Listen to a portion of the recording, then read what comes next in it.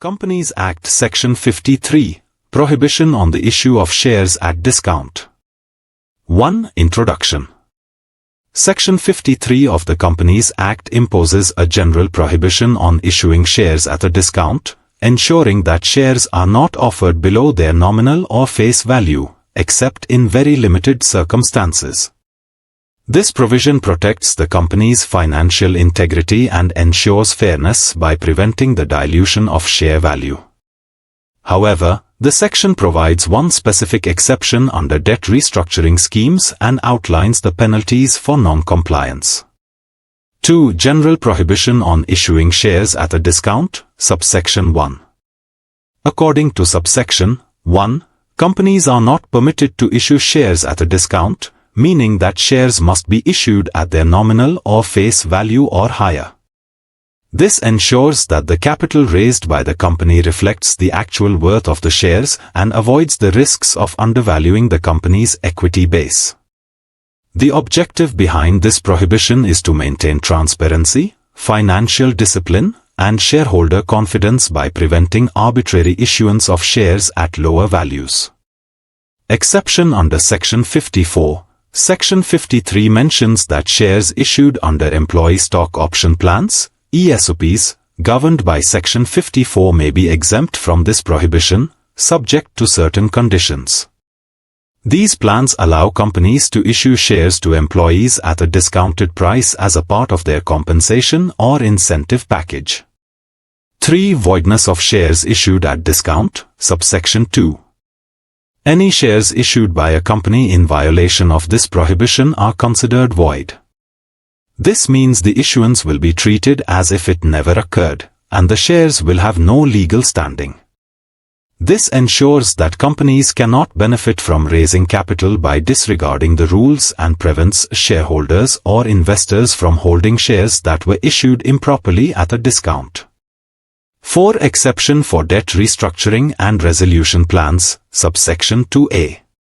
Although the general rule prohibits the issuance of shares at a discount, subsection 2a introduces an exception for companies undergoing financial restructuring or resolution of distressed debt. Issuance to creditors. A company may issue shares at a discount specifically to creditors when the company's debt is being converted into equity under a statutory resolution plan or a debt restructuring scheme. Guidelines and oversight. This conversion must align with the relevant guidelines, directions, or regulations issued by the Reserve Bank of India, RBI, under the RBI Act, 1934 or the Banking Regulation Act, 1949. This exception provides a lifeline for companies facing financial distress by enabling them to reduce debt burdens through debt-equity swaps.